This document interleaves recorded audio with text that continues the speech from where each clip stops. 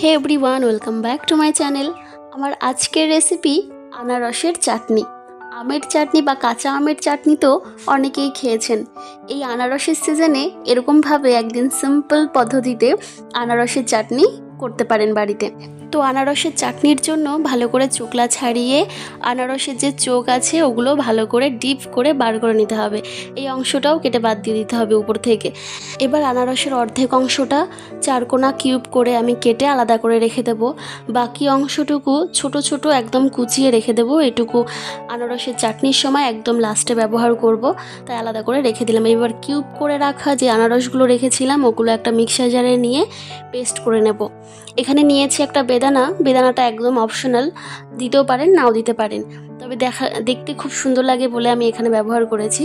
তো এই বেদানাটাকে ভালো করে ছাড়িয়ে নিলাম। এবার চেরি ফল দিয়ে দিলাম কিছুটা, নিয়েছি কাজু বাদাম কিশমিশ, আর নিয়েছি পাতিলেবু। পাতিলেবুটা মাস্ট লাগবেই, আর কিশমিশ কাজু বাদামটা তো চাটনিতে অবশ্যই লাগে।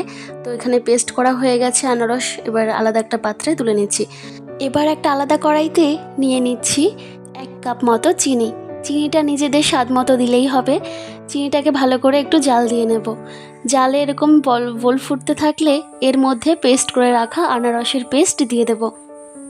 বেসিক্যালি এই সাধারণ আনারসের চাটনিটা আমার কাছে অসাধারণ লাগে।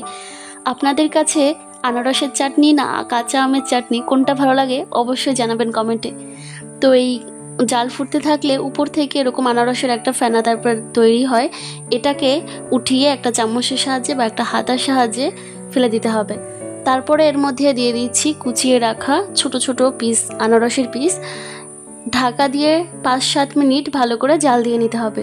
ঢাকনা সরিয়ে এখানে আমি অর্ধেক পাতিলেবুর রস অ্যাড করে দিলাম। তারপরে দিয়ে দেব কিশমিশ কাজু বাদাম। কিশমিশ কাজু বাদামটা একটু নাড়াচাড়া করে তারপরে দিয়ে দিচ্ছি এখানে স্বাদ মতো লবণ। লবণটা একদম কিঞ্চিত মাত্র দিতে হবে। তারপরেই এখানে আমি দিয়ে দিচ্ছি চেরি। এই সময় গ্যাসের ফ্লেম বন্ধ করে দিতে হবে। চেরিটা দিয়ে একটু নাড়াচাড়া করেই আমি নামিয়ে নেব আলাদা একটা পাত্রের মধ্যে। তারপরে নামিয়ে নেওয়ার পরে একদম শেষে উপরের দিকে ছড়িয়ে দিতে হবে বেদানাটা যে বললাম অপশনাল, দেখতে খুব ভালো লাগে সেই জন্যই দিয়েছি।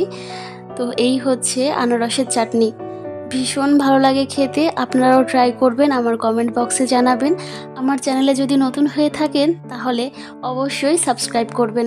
দেখা হচ্ছে নতুন আরেকটা রেসিপিতে। ভিডিওটি শেষ পর্যন্ত দেখার জন্য অসংখ্য ধন্যবাদ।